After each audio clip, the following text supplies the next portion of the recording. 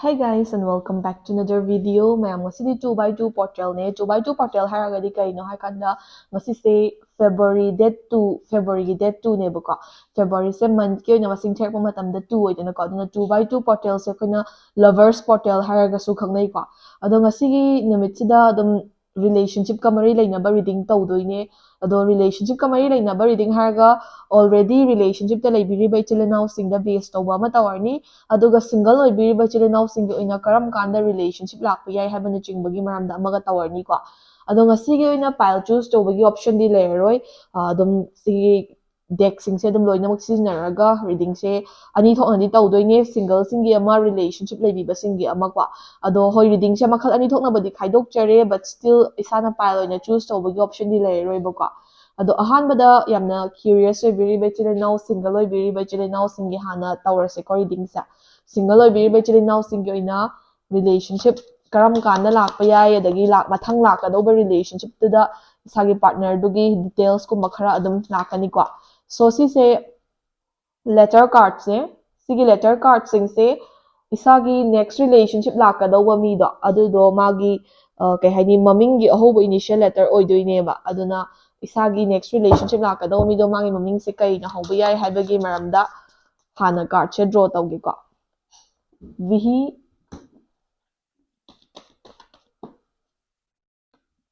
you so si se general reading di oidoine aduna hena personal reading tawbining basingna ai Instagram da DM tawbiraga kai haini like isagi personal slot book tawbiba yagani ko H letter se khara yamna dum draw tawjage haidi general oina yengba oibanina ko personally yengpa matamdadi letter mari natragana manga maximum draw tawrakani ko T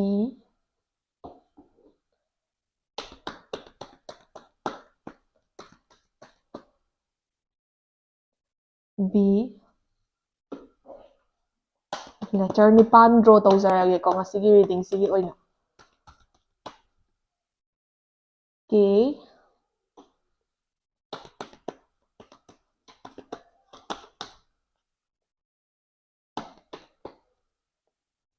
Q sidi lauraroige habdi general oiba jagada Q se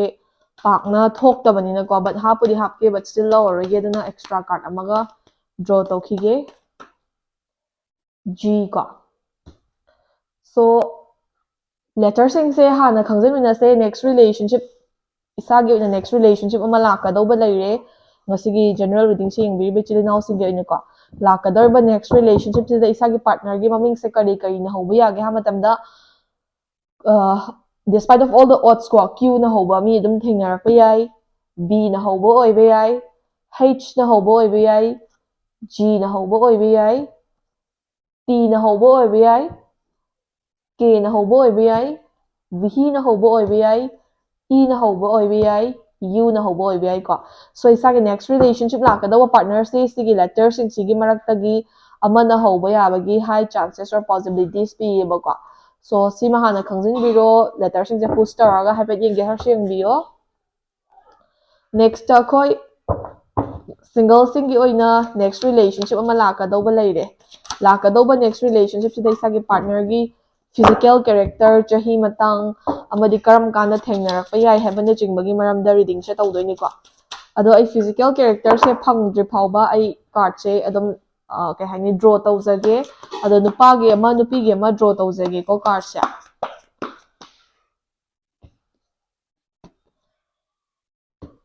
physical character phangdri phauba so queen of swords haiba ama phange ko sina nupigi leire ado nupagi amaga draw sorry nupagi leire nupigi amaga draw tawjage ko nupigi haidi reading yengbi chilinaw singcha nupi obi taragadi sagi next relationship lakadauba boyfriend do magi maramda amu card che amaga draw tawjage Page of Cups ko sisu nupigi da chingkhre ado next relationship se yamna sidadi general oina yengbanina kitang kai haini resonate tawba watpa suyai hoi adum chumba suyai ko ado resonate tawba watle na khanbiragasu personal reading adum lobi biani ko next relationship ke oina de haidi mi gi situation se mana de dana ko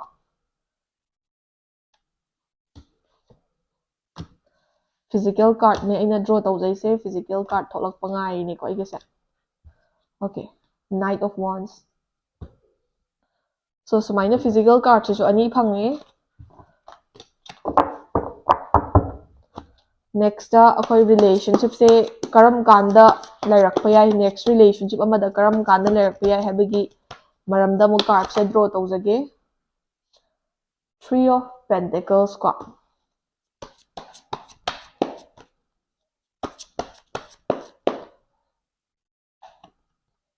The Sun se dum lauthoga thamjage reading se related oiba card oirakani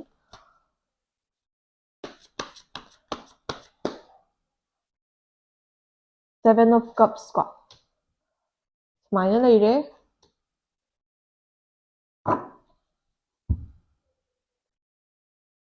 aduga khoi amu energy card draw tawjage ko sise romance angels card kawe sise love life cam related oiba card ni ko attraction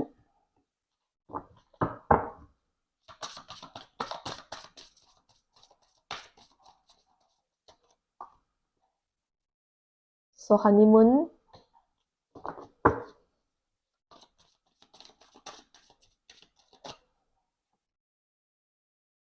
give your relationship a chance ko so sumaina leire card sing se ado card sing sina kari pirige habadu yengasi ko ngasagi name gi hobo initial letter duma khangjin biro aduga ngasigi reading se chilnau da habdi sister sing na nupi sing na tabi boy taragadi isagi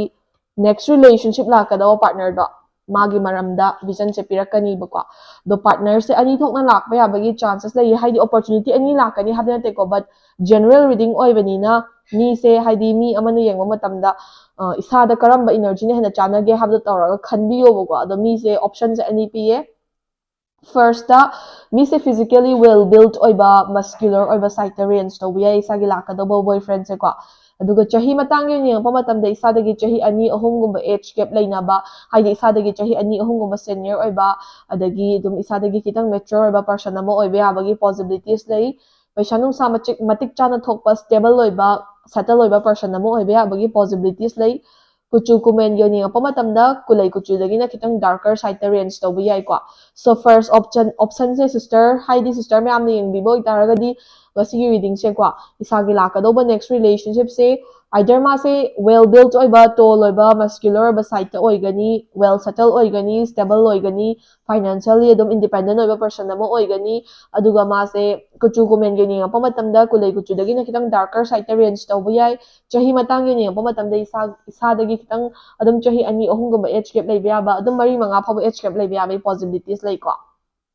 second option da Knight of Wands hariba card chatholeba Knight of Wands hariba card chi matungina ngasigi single oibiriba ichilinau sing da sister sing na ngasigi reading si yengbiba matamda isagi next relationship lakadawa partner sa si se kuchu kumen yani nga pamatamda fairer side ta range tawgani ko nupa oitarga su kuchu ngoba side ta range tawgani masa parap tawgani wanglap tawgani ko aduga mase masana ngangthokiba wa yam ngak pangamna ba hotna jaba one word man oiba gentle oiba adagi career stable oinaba kanna work tawriba settle dawnaba kanna work tawriba aduduga chahi matangi ni pa matamda isagi batchmate oina dum describe tawba yam kanna hanadaba hanaraga su maximum 1 or 2 years tagi oina hanadaba thada kaida hanaba adugumba side range tawba yaiba ko so sisina sister kai gi oina leire mathangda reading se brother kai na yengbibo itaragadi ahanbada Queen of Swords hariba card chitholei ko Queen of Swords hariba card chi matungina brother singna ngasigi reading se tabi matamda isagi next relationship lakadawa partner se ma se heg yengba matamda nupi manba kitang haidi yam kana chubby natraga sudum fit oiba side ta adum chubbier side ta range to wi ai ko aduduga ma se chahi matangge ni pa matamda isagi dum batchmate oiba yai natraga na isadagi kitang hanba habdi chahi ama ani nupi sina hanba su oiba su yai ko aduduga mase kuchu komen ge oini yang pamatamda kulai kuchu adum oiba yabagi chances lai yam kana sungawroi yam kana sumuroi ko aduga mase amna singba intelligent oiba adagi nupi magi chapchaba character possess toba yum koiba haiba ko aduga ma personality possess togani ba next Page of Cups hariba card thole ko sigi Page of Cups hariba card china brother singi oiba second option ne ꯁꯤꯒꯤ ꯀꯥꯔꯗꯁꯤꯒꯤ ꯃꯇꯨꯡ ꯏꯟꯅ ꯉꯁꯤꯒꯤ reading ꯇꯥꯕꯤꯔꯤꯕ ꯏꯆꯤꯜ ꯏꯅꯥꯎꯁꯤꯡꯒꯤ ꯑꯣꯏꯅ ꯕ꯭ꯔꯗꯔꯁꯤꯡꯒꯤ ꯑꯣꯏꯅ ꯏꯁꯥꯒꯤ next relationship ꯂꯥꯛꯀꯗꯧꯕ ꯅꯨꯄꯤꯁꯦ ꯃꯥꯁꯦ ꯃꯁꯥ ꯄꯥꯔꯞ ꯇꯧꯕ ꯁꯥꯏꯠꯇ ꯔꯦꯟꯖ ꯇꯧꯒꯅꯤ ꯑꯗꯒꯤ ꯆꯍꯤ ꯃꯇꯥꯡ ꯌꯦꯡꯉꯛꯄ ꯃꯇꯝꯗ ꯏꯁꯥꯅ ꯈꯔ ꯍꯟꯕꯀꯣ ꯏꯁꯥꯗꯒꯤ ꯈꯤꯇꯪ ꯖꯨꯅꯤꯌꯔ ꯑꯣꯏꯕ ꯆꯍꯤ 2-3 ꯑꯗꯨꯃꯥꯏꯅ ꯖꯨꯅꯤꯌꯔ ꯑꯣꯏꯕ ꯄꯔꯁꯟ ꯑꯃ ꯑꯣꯏꯒꯅꯤ ꯑꯗꯨꯒ ꯃꯥꯁꯦ ꯑꯗꯨꯝ ꯍꯧꯖꯤꯛꯁꯦ ꯍꯥꯏꯗꯤ ꯌꯥꯝꯅ ꯌꯨꯠꯐꯨꯜ ꯑꯣꯏꯕ ꯖꯒꯥꯗ ꯂꯩꯔꯤꯕ ꯍꯥꯏꯗꯤ ꯏꯟꯈꯠꯂꯛꯏꯕ ꯌꯨꯠꯐꯨꯜ ꯑꯣꯏꯕ ꯖꯒꯥꯗ ꯂꯩꯕ ꯑꯗꯨꯒ ꯔꯣꯃꯥꯟꯇꯤꯛ ꯑꯣꯏꯕ ꯁꯥꯏꯠꯇ ꯔꯦꯟꯖ ꯇꯧꯒꯅꯤꯕꯀꯣ ꯃꯥꯒꯤ ꯀꯦꯔꯦꯛꯇꯔꯁꯦ ꯀꯨꯆꯨ ꯀꯨꯃꯦꯟꯒꯤ ꯑꯣꯏꯅ ꯃꯥꯁꯨ ꯑꯗꯨꯝ ꯀꯨꯂꯩ ꯀꯨꯆꯨꯗꯒꯤꯅ ꯈꯤꯇꯪ ꯑꯗꯨꯝ ꯍꯥꯏꯗꯤ ꯃꯤꯠ ꯀꯂꯔ ꯇꯧꯅꯒꯤꯅ ꯈꯤꯇꯪ ꯐꯤꯌꯔꯔ ꯁꯥꯏꯠꯇ ꯑꯗꯨꯝ ꯔꯦꯟꯖ ꯇꯧꯕ ꯌꯥꯏꯀꯣ ꯑꯗꯣ ꯑꯣꯞꯁꯟ ꯑꯅꯤ ꯄꯤꯔꯤꯁꯦ ꯉꯁꯤꯒꯤ ꯔꯤꯗꯤꯡꯁꯦ ꯌꯥꯝ ꯖꯦꯅꯔꯦꯜ ꯑꯣꯏꯕꯒꯤ ꯍꯥꯏꯗꯤ ꯃꯤ ꯃꯌꯥꯝ ꯑꯃꯅ ꯌꯦꯡꯕꯗ ꯖꯦꯅꯔꯦꯜ ꯑꯣꯏꯅ ꯌꯦꯡꯕꯒꯤ ꯍꯥꯏꯕꯅꯤꯀꯣ ꯑꯗꯣ ꯄꯤꯔꯤꯕ ꯑꯣꯞꯁꯟꯁꯤꯡꯁꯤꯗꯒꯤ ꯍꯥꯏꯗꯤ ꯕ꯭ꯔꯗꯔꯁꯤꯡꯅ ꯌꯦꯡꯕ ꯑꯣꯏꯒꯦꯔꯥ ꯁꯤꯁꯇꯔꯁꯤꯡꯅ ꯌꯦꯡꯕ ꯑꯣꯏꯒꯦꯔꯥ ꯄꯤꯔꯤꯕ ꯑꯣꯞꯁꯟꯁꯤꯡꯁꯤꯗꯒꯤ ꯏꯁꯥꯅ ꯍꯦꯟꯅ ꯅꯛꯁꯟꯕ ꯐꯥꯎꯕ ꯏꯁꯥꯅ ꯍꯦꯟꯅ ꯆꯨꯅꯕ ꯐꯥꯎꯖꯕ ꯑꯣꯞꯁꯟꯗꯣ ꯑꯗꯨꯗ ꯑꯣꯏꯅ ꯁ꯭ꯇꯤꯛ ꯇꯧꯕꯤꯌꯣꯕ ꯑꯩꯒꯤ ꯄꯥꯔꯠꯅꯔꯁꯤꯗꯤ ꯁꯨꯃꯥꯏꯅ ꯇꯧꯕ ꯑꯃ ꯑꯣꯏꯍꯟꯅꯤꯡꯉꯤ ꯀꯥꯏꯅ ꯋꯥꯈꯜꯗ ꯍꯥꯏꯐꯦꯠ ꯐꯥꯎꯔꯛꯄꯗꯣ ꯑꯗꯨꯗ ꯁ꯭ꯇꯤꯛ ꯇꯧꯕꯤꯌꯣꯕꯀꯣ ꯅꯦꯛꯁꯇ ꯔꯤꯂꯦꯁꯟꯁꯤꯞꯁꯦ ꯀꯔꯝ ꯀꯥꯟꯗ ꯂꯥꯏꯔꯛꯄ ꯌꯥꯏ ꯍꯥꯏꯕ ꯃꯇꯝꯗ 3 months to 7 months ꯐꯥꯎꯕꯒꯤ ꯃꯅꯨꯡꯗ ꯏꯁꯥꯒꯤ ꯂꯥꯏꯐꯇ ネꯛꯁ ꯔꯤꯂꯦꯁꯟꯁꯤꯞ ꯂꯩꯒꯗꯕ ꯄꯥꯔꯠꯅꯔꯁꯦ ꯊꯦꯡꯅꯔꯛꯄ ꯌꯥꯏꯀꯣ ꯍꯥꯏꯗꯤ ꯉꯁꯤ ꯔꯤꯗꯤꯡ ꯌꯦꯡꯉꯤꯕꯁꯤꯗꯒꯤꯅ 3 monthsꯀꯤ ꯃꯇꯨꯡ but 7 monthsꯀꯤ ꯃꯅꯨꯡꯗ ꯏꯁꯥꯒꯤ ネꯛꯁ ꯔꯤꯂꯦꯁꯟꯁꯤꯞ ꯂꯩꯔꯛꯀꯗꯕ ꯄꯥꯔꯠꯅꯔꯁꯦ ꯏꯁꯥꯒꯤ ꯂꯥꯏꯐꯇ ꯊꯦꯡꯅꯔꯛꯄ ꯌꯥꯏ ꯑꯗꯨꯒ maximum within year and a half ꯀꯣ ꯍꯥꯏꯗꯤ ꯆꯍꯤ 1.5ꯒꯤ ꯃꯅꯨꯡꯗ ꯔꯤꯂꯦꯁꯟꯁꯤꯞꯇ ꯂꯩꯔꯛꯄ ꯌꯥꯕꯒꯤ ꯄꯣꯁꯤꯕꯤꯂꯤꯇꯤꯁ ꯎꯏꯌꯦꯕꯀꯣ ꯑꯗꯣ ꯁꯤꯁꯦ ꯃꯤ ꯂꯣꯏꯅꯃꯛꯀꯤ ꯃꯥꯟꯅꯔꯣꯏ ꯊꯥ 1-2ꯇꯪ ꯆꯪꯕꯁꯨ ꯂꯩꯅꯤ ꯀꯨꯏꯅ ꯆꯪꯕꯁꯨ ꯂꯩꯅꯤ ꯊꯥ 5-6 ꯆꯪꯕꯁꯨ ꯂꯩꯅꯤ ꯑꯗꯣ ꯃꯤꯗ ꯗꯤꯐꯔꯗꯤ ꯇꯧꯋꯦꯕꯀꯣ ꯕꯠ ꯉꯁꯤ ꯔꯤꯗꯤꯡ ꯌꯦꯡꯉꯤꯕꯁꯤꯗꯒꯤꯅ 3 monthsꯀꯤ ꯃꯇꯨꯡ ꯕꯠ 7 monthsꯀꯤ ꯃꯅꯨꯡꯗ ꯃꯤꯁꯦ ꯏꯁꯥꯒꯤ ꯂꯥꯏꯐꯇ ꯊꯦꯡꯅꯕ ꯌꯥꯕꯒꯤ ꯆꯥꯟꯁꯦꯁ ꯂꯩ ꯔꯤꯂꯦꯁꯟꯁꯤꯞ ꯁꯦꯇꯜ ꯇꯧꯕꯁꯤꯅ ꯃꯦꯛꯁꯤꯃꯝ 1.5 yearꯒꯤ ꯃꯅꯨꯡꯗ ꯇꯧꯕ ꯌꯥꯕꯒꯤ ꯄꯣꯁꯤꯕꯤꯂꯤꯇꯤꯁ ꯂꯩꯌꯦꯕꯀꯣ ꯑꯗꯣ ꯁꯤꯒꯤ ꯃꯇꯝꯁꯦ ꯍꯦꯛꯇ ꯂꯣꯏꯅꯃꯛ ꯆꯪꯅꯤ ꯍꯥꯏꯕ ꯅꯠꯇꯦ ꯃꯤꯗ ꯗꯤꯐꯔ ꯇꯧꯋꯦꯕꯀꯣ ꯑꯗꯨꯒ ꯏꯁꯥꯒꯤ ꯂꯥꯛꯀꯗꯧꯔꯤꯕ ꯅꯦꯛꯁ ꯔꯤꯂꯦꯁꯟꯁꯤꯞꯁꯦ ꯃꯔꯨꯞ ꯃꯄꯥꯡ ꯑꯃꯒꯤ ꯊ꯭ꯔꯨꯗꯒꯤ ꯅꯠꯇ꯭ꯔꯒꯅ ꯐꯦꯃꯤꯂꯤꯒꯤ ꯊ꯭ꯔꯨꯗꯒꯤꯕꯨ ꯑꯣꯏꯔꯣ ꯅꯠꯇ꯭ꯔꯒꯅ ꯏꯚꯦꯟ ꯑꯃꯗ ꯑꯣꯔ ꯀꯩ ꯍꯥꯏꯅꯤ ꯄꯥꯔꯇꯤꯒꯨꯝꯕ ꯑꯃꯗ ꯊꯦꯡꯅꯕ ꯌꯥꯕꯒꯤ ꯊꯧꯗꯣꯛ ꯋꯥꯊꯣꯛ ꯑꯃꯗ ꯊꯦꯡꯅꯕ ꯌꯥꯕꯒꯤ ꯍꯥꯏ ꯄꯣꯁꯤꯕꯤꯂꯤꯇꯤꯁ ꯂꯩꯌꯦꯕꯀꯣ ꯑꯗꯨꯒ 7 of cups ꯍꯥꯏꯔꯤꯕ ꯀꯥꯔꯗꯁꯤꯒꯤ ꯃꯇꯨꯡ ꯏꯟꯅ ꯏꯁꯥꯒꯤ ꯅꯦꯛꯁ ꯔꯤꯂꯦꯁꯟꯁꯤꯞꯁꯦ ꯊꯦꯡꯅꯔꯛꯄ ꯃꯇꯝꯗ ꯏꯁꯥꯒꯤ ꯂꯥꯏꯐꯇ ꯑꯇꯣꯞꯄ ꯑꯣꯞꯁꯟꯁꯨ ꯑꯗꯨꯝ ꯂꯥꯛꯀꯅꯤꯕ ꯍꯥꯏꯗꯤ ꯐꯣꯔ ꯑꯦꯛꯖꯥꯝꯄꯜ ꯁꯤꯒꯤ ꯅꯨꯄꯤꯁꯦ ꯊꯦꯡꯅꯔꯛꯄ ꯃꯇꯝꯗ ꯑꯇꯣꯞꯄ ꯅꯨꯄꯤ ꯑꯃꯁꯨ ꯄꯥꯎ ꯐꯥꯎꯅꯕ ꯃꯇꯝ ꯑꯣꯏꯕꯒꯨꯝꯕ ꯅꯠꯇ꯭ꯔꯒꯅ ꯁꯤꯒꯤ ꯅꯨꯄꯥꯁꯦ ꯈꯪꯅꯔꯛꯄ ꯃꯇꯝꯗ ꯑꯇꯣꯞꯄ ꯅꯨꯄꯥ ꯑꯃꯅꯁꯨ ꯍꯦꯛ ꯑꯦꯄ꯭ꯔꯣꯆ ꯇꯧꯔꯛꯄ ꯃꯇꯝ ꯑꯣꯏꯕꯒꯨꯝꯕ ꯑꯗꯨꯃꯥꯏꯅ ꯑꯣꯞꯁꯟ ꯈꯔꯗꯤ ꯂꯥꯛꯀꯅꯤꯕꯀꯣ ꯕꯠ ꯑꯣꯞꯁꯟꯁꯤꯡꯗꯨꯗꯒꯤ ꯏꯁꯥꯅ ꯋꯥꯏꯁꯂꯤ ꯆꯨꯁ ꯇꯧꯕ ꯑꯃꯗꯤ ꯗꯔꯀꯥꯔ ꯑꯣꯏꯌꯦꯕꯀꯣ ꯅꯦꯛꯁꯇ ꯗ ꯁꯟ ꯍꯥꯏꯔꯤꯕ ꯀꯥꯔꯗꯁꯦ ꯊꯣꯛꯂꯛꯑꯦꯀꯣ ꯁꯤꯒꯤ ꯗ ꯁꯟ ꯍꯥꯏꯔꯤꯕ ꯀꯥꯔꯗꯁꯤꯒꯤ ꯃꯇꯨꯡ ꯏꯟꯅ ꯉꯁꯤꯒꯤ ꯂꯥꯏꯛ ꯔꯤꯗꯤꯡꯁꯦ ꯇꯥꯕꯤꯔꯤꯕ ꯏꯆꯤꯜ ꯏꯅꯥꯎꯁꯤꯡꯒꯤ ꯑꯣꯏꯅ ꯏꯁꯥꯒꯤ ꯂꯥꯛꯀꯗꯧꯔꯤꯕ ꯅꯦꯛꯁ ꯔꯤꯂꯦꯁꯟꯁꯤꯞꯁꯦ ꯁꯤꯁꯦ ꯍꯥꯏꯗꯤ ꯏꯁꯥꯒꯤ ꯑꯣꯏꯅ ꯌꯥꯝꯅ ꯆꯥꯟꯅꯕ ꯄꯣꯖꯤꯇꯤቭ ꯑꯣꯏꯕ ꯑꯥꯎꯠꯒꯣꯌꯤꯡ ꯑꯣꯏꯕ ꯏꯁꯥꯒ ꯌꯥꯝꯅ ꯄꯛꯅꯕ ꯆꯥꯟꯅꯕ ꯔꯤꯂꯦꯁꯟꯁꯤꯞ ꯑꯃ ꯑꯣꯏꯕ ꯌꯥꯕꯒꯤ ꯍꯥꯏ ꯄꯣꯁꯤꯕꯤꯂꯤꯇꯤꯁ ꯂꯩꯌꯦꯕꯀꯣ ꯑꯗꯨꯅ ꯏꯁꯥꯒ ꯑꯗꯨꯝ ꯀꯝꯄꯦꯇꯤꯕꯜ ꯑꯣꯏꯕ ꯑꯣꯏꯒꯅꯤ ꯅꯦꯛꯁꯇ ꯑꯦꯇ꯭ꯔꯦꯛꯁꯟ ꯍꯥꯏꯔꯤꯕ ꯀꯥꯔꯗꯁꯦ ꯊꯣꯛꯂꯛꯑꯦꯀꯣ ꯑꯦꯇ꯭ꯔꯦꯛꯁꯟ ꯍꯥꯏꯔꯤꯕ ꯀꯥꯔꯗꯁꯤꯒꯤ ꯃꯇꯨꯡ ꯏꯟꯅ ꯉꯁꯤꯒꯤ ꯔꯤꯗꯤꯡꯁꯦ ꯇꯥꯕꯤꯔꯤꯕ ꯏꯆꯤꯜ ꯏꯅꯥꯎꯁꯤꯡꯒꯤ ꯑꯣꯏꯅ ꯏꯁꯥꯒꯤ ꯂꯥꯛꯀꯗꯧꯕ ꯑꯅꯧꯕ ꯔꯤꯂꯦꯁꯟꯁꯤꯞꯁꯤꯗ ꯏꯁꯥꯁꯦ ꯌꯥꯝ ꯑꯦꯇ꯭ꯔꯦꯛꯇꯦꯠ ꯑꯣꯏꯕ ꯍꯥꯟꯅꯗꯒꯤꯒ ꯈꯪꯅꯔꯛꯑꯕꯒꯤ ꯇꯥꯏꯞꯇ ꯏꯁꯥꯗ ꯑꯦꯇꯦꯆꯃꯦꯟ ꯑꯃ ꯂꯩꯕꯒꯤ ꯇꯥꯏꯞꯇ ꯇꯧꯕ ꯀꯅꯦꯛꯁꯟ ꯐꯤꯜ ꯇꯧꯕ ꯑꯗꯨꯒꯨꯝꯕ ꯑꯗꯨꯝ ꯊꯦꯡꯅꯔꯛꯀꯅꯤꯀꯣ ꯑꯗꯨꯅ ꯂꯥꯛꯀꯗꯧꯔꯤꯕ ꯑꯅꯧꯕ ꯃꯤꯁꯤꯗ ꯏꯁꯥꯅ ꯆꯥꯟꯁ ꯑꯃ ꯄꯤꯕꯤꯌꯣ ꯔꯤꯂꯦꯁꯟꯁꯤꯞꯁꯦ ꯆꯥꯟꯁ ꯑꯃ ꯄꯤꯕꯤꯌꯣ ꯍꯥꯏꯕ ꯑꯦꯗꯚꯥꯏꯁꯁꯦ ꯀꯥꯔꯗꯇꯒꯤ ꯐꯪꯉꯦꯕꯀꯣ ꯂꯥꯁ ꯕꯠ ꯅꯣꯠ ꯗ ꯂꯤꯁ ꯍꯅꯤꯃꯨꯟ ꯍꯥꯏꯔꯤꯕ ꯀꯥꯔꯗꯁꯤꯒꯤ ꯃꯇꯨꯡ ꯏꯟꯅ ꯉꯁꯤꯒꯤ ꯔꯤꯗꯤꯡꯁꯦ ꯇꯥꯕꯤꯔꯤꯕ ꯏꯆꯤꯜ ꯏꯅꯥꯎꯁꯤꯡꯒꯤ ꯑꯣꯏꯅ ꯉꯁꯤꯒꯤ ꯅꯦꯛꯁ ꯔꯤꯂꯦꯁꯟꯁꯤꯞꯀꯤ ꯔꯤꯗꯤꯡꯁꯤꯗ ꯏꯁꯥꯒꯤ ꯑꯣꯏꯅ ꯂꯥꯛꯀꯗꯧꯕ ꯄꯥꯔꯠꯅꯔꯁꯦ ꯁꯤꯁꯤꯒ ꯏꯁꯥꯒꯁꯦ ꯑꯗꯨꯝ ꯍꯥꯏꯗꯤ ꯇꯨꯡ ꯀꯣꯏꯅ ꯆꯠꯃꯤꯟꯅꯕ ꯌꯥꯕꯒꯤ ꯔꯤꯂꯦꯁꯟꯁꯤꯞꯁꯦ ꯇꯨꯡ ꯀꯣꯏꯅ ꯀꯦꯔꯤ ꯐꯣꯔꯋꯥꯔꯗ ꯇꯧꯃꯤꯟꯅꯕ ꯌꯥꯕꯒꯤ ꯄꯣꯁꯤꯕꯤꯂꯤꯇꯤꯁ ꯎꯏ ꯍꯥꯏꯕꯅꯦꯕꯀꯣ ꯁꯣ ꯁꯤꯗ ꯁꯤꯡꯒꯜꯁꯤꯡꯒꯤ ꯑꯣꯏꯕ ꯅꯦꯛꯁ ꯔꯤꯂꯦꯁꯟꯁꯤꯞꯀꯤ ꯑꯣꯏꯕ ꯔꯤꯗꯤꯡꯁꯦ ꯂꯣꯏꯔꯦ ꯁꯤꯗꯒꯤ ꯂꯧꯕ ꯌꯥꯕ ꯖꯦꯅꯔꯦꯜ ꯚꯤꯖꯟꯁꯤꯡ ꯂꯧꯁꯤꯟꯕꯤꯔꯒ ꯃꯊꯪꯒꯤ ꯔꯤꯗꯤꯡ ꯑꯃꯨꯛ ꯉꯥꯏꯃꯤꯟꯅꯔꯁꯦꯀꯣ ꯍꯦ ꯒꯥꯏꯁ ꯃꯊꯪꯁꯤꯅ ꯑꯩꯈꯣꯏ ꯍꯧꯖꯤꯛ ꯔꯤꯂꯦꯁꯟꯁꯤꯞꯇ ꯂꯩꯕꯤꯕ ꯏꯆꯤꯜ ꯏꯅꯥꯎꯁꯤꯡꯒꯤ ꯑꯣꯏꯅꯀꯣ ꯃꯁꯤꯒꯤ 2x2 ꯄꯣꯔꯇꯦꯜꯁꯤꯗ ꯀꯔꯤ ꯚꯤꯖꯟꯁ ꯄꯤꯒꯦ ꯍꯥꯏꯕꯗꯣ ꯌꯦꯡꯃꯤꯟꯅꯗꯣꯏꯅꯦ ꯑꯗꯣ ꯔꯤꯗꯤꯡꯁꯦ ꯑꯅꯤ ꯊꯣꯛꯅ ꯇꯧꯔꯛꯄ ꯑꯣꯏꯕꯅꯤꯅ ꯏꯁꯥꯅ ꯀꯥꯔꯗ ꯆꯨꯁ ꯇꯧꯕꯒꯤ ꯑꯣꯞꯁꯟꯗꯤ ꯂꯩꯔꯔꯣꯏꯀꯣ ꯁꯤꯗꯗꯤ ꯍꯥꯏꯕꯗꯤ ꯄꯥꯏꯜ ꯆꯨꯁ ꯇꯧꯕꯒꯤ ꯑꯣꯞꯁꯟꯗꯤ ꯂꯩꯔꯔꯣꯏ ꯑꯗꯨꯝ ꯖꯦꯅꯔꯦꯜ ꯑꯣꯏꯅ ꯌꯦꯡꯖꯔꯛꯑꯅꯤ ꯁꯤꯡꯒꯜꯁꯤꯡꯒꯤ ꯂꯣꯏꯈ꯭ꯔꯕ ꯃꯇꯨꯡꯗ ꯍꯧꯖꯤꯛ ꯔꯤꯂꯦꯁꯟꯁꯤꯞꯇ ꯂꯩꯕꯤꯕ ꯏꯆꯤꯜ ꯏꯅꯥꯎꯁꯤꯡꯒꯤ ꯑꯣꯏꯅ ꯀꯔꯤ ꯄꯤꯒꯦ ꯍꯥꯏꯕꯗꯣ ꯌꯦꯡꯃꯤꯟꯅꯔꯁꯦꯀꯣ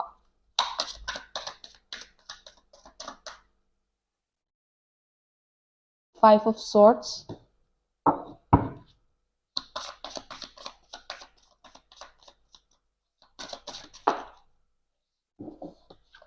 the World ko,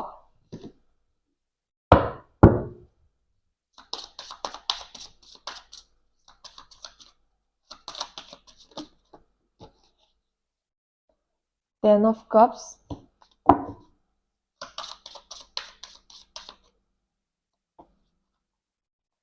Seven of Cups,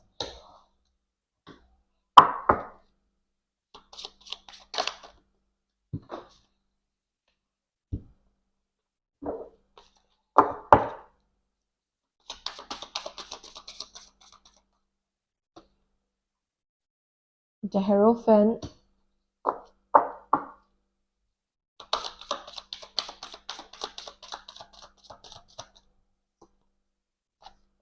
Seven of Swords. Relationship se mina kitang di yengsinba kalak mit yeng changba adugumba kharadi uiko, but no worries, adum haidi solution leirakani, adugi damakta kemta khanbigano ko. Queen of Pentacles. Last card amaga draw tawjage ko.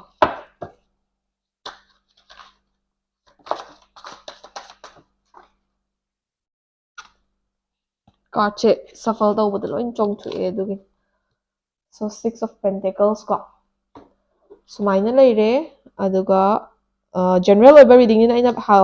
mamang das haizare ko. File choose tawbagi option bidi leitre, but generally dum resonate tawba advice kay dum lotion biba yagani na khalle. Hena personal reading tawbining basingna Instagram na DM tawbiraga personal slot adum lawbiyo ko. Nda hozik energy card amu draw tawrase. Deception,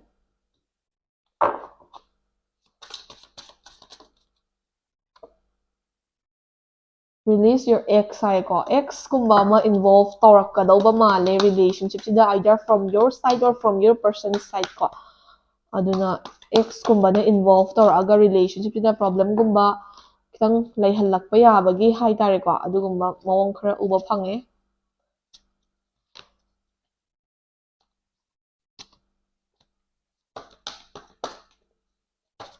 No positive oiba energy card kay pige habakanda. Codependency,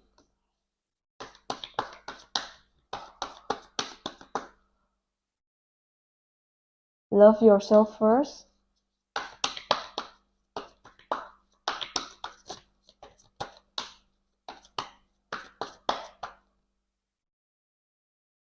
heart-to-heart conversations ko. So sumaina pire relationship library ba chira now singyo ina card sing sida gi kari phange ha matamda sida card khara yauri ko.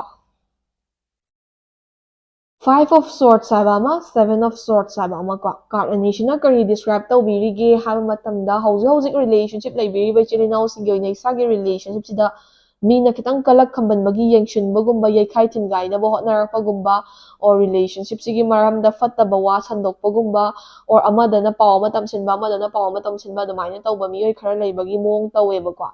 Aduna sisidagi solution oige hai taragadi relationship se yarigai mingonda matter se disclose tawba se yarigai tawbigano. Any matter big or small khatnabo oigera nungsinabo oigera isa isagi marakta loisannabo hotnabiyo.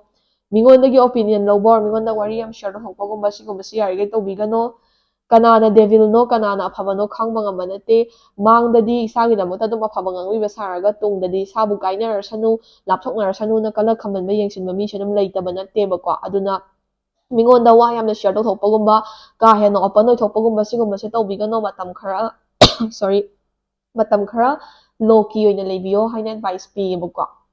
Aduga sigi current relationship se haidi isagi ba current relationship se isagi ex kumba ama natragana isagi person dugi ex kumba ama or hana khangnaramba mi amana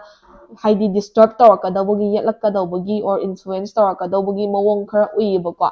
Sisidane ba ngasagi energy card la ise deception haiba ama, release your ex haiba ama ko. Firstly, relationship haibase yamna valuable oiba type of aspect amani. Relationship bu serious oina lawbiba chilinaw singdadi haidi relationship ama maintain tawnaba hotnaba habse big responsibility amaneba. Aduna karigumba makhal amadada isa amadi isagi ex na maram oiraga relationship ta problem oihanbiganoba ko.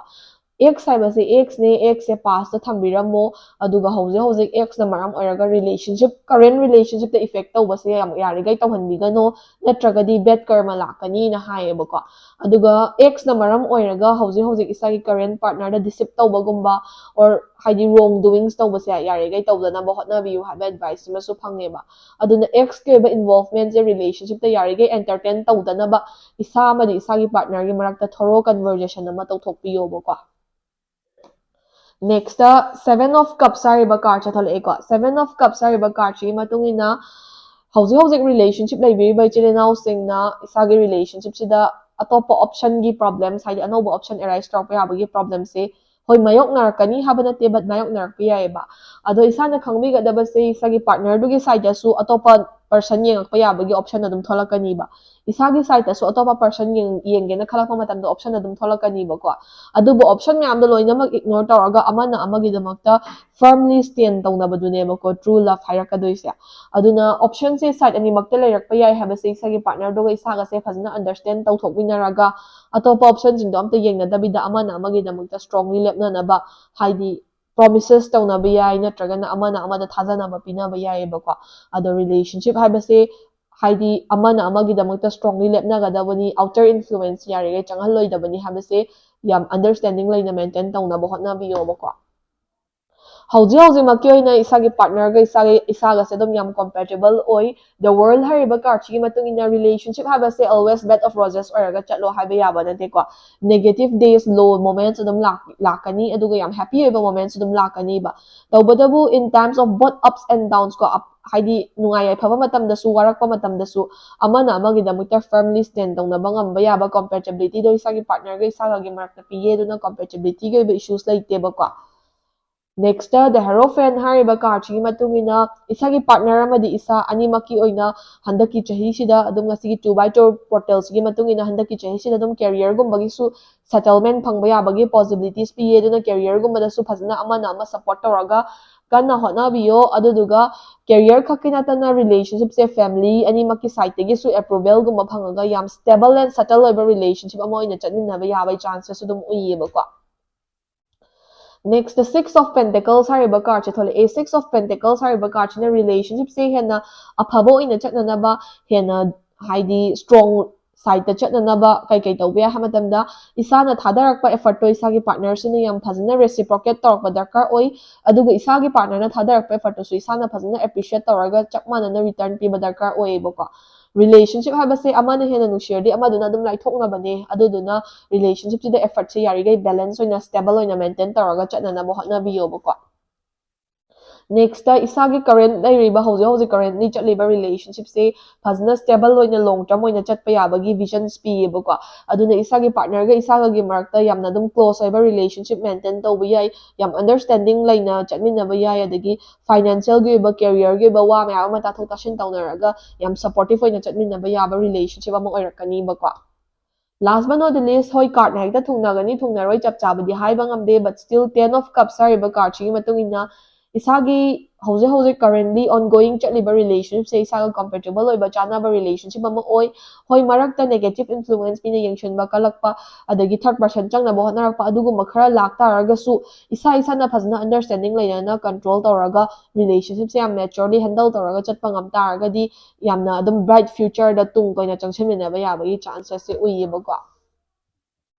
energy card ta codependency hariba card chi matungina hoi isagi partner ga isaga se yam nakna loinaba darkar oi but yam hena amana amada dependent oi badi oi bigano isagi own life haidi outside your relationship sida prithvi se loiba nate aduna outside your relationship isagi own life amam su maintain tawna bo hotna biu isagi marta su bonding strong oina keep up tawna bo hotna biu bako love yourself first hariba card chi matungina ngasigi reading se tabi ba chili now sing oina yamna afaba healthy relationship ama maintain tawge mi amabu yam nuksijage hai taragadi or nuksibase accept tawge hai taragadi isana isabu hana thamoi sengna nuksijaba darkar oyebako aduna isana isabu hanthana khanjaba self confidence yam watpa khotpa sigumba se lai taragadi yariga isana isabu hana nuksiba tambiyo mi atopada nuksidringai de isana isabu hana thamoi sengna nuksijaba tambiyo isabu pamper tawbiyo isabu self love yam tawbiyo adugi matungda afaba healthy relationship ama build tawba ngamakadabane hayebako last but not the least heart to heart conversations ga sai soina haijakibudo relationship se mi gi khut changdanaba isa ge marakta hana phajna pau bhodoknabiyo mi gi influence the drive taraga relationship se manghan bigano isa ge marakta oina heart to heart conversations haidi thamoi sengna honest oina kwa adum aranbam ta yaudabida amakpam ta yaudabida relationship se isa ge marakta loki oina thamaga yam understanding laina maintain taraga chatpa ngamna bo hotnabiyo amaina taragadi relationship se am better side ta lakpa ya bai possibilities uye haibako so sida loiri relationship laibiri bai chine now singi na general reading se tagi lau ba advice sing option biraga mathangi reading amungai ni ko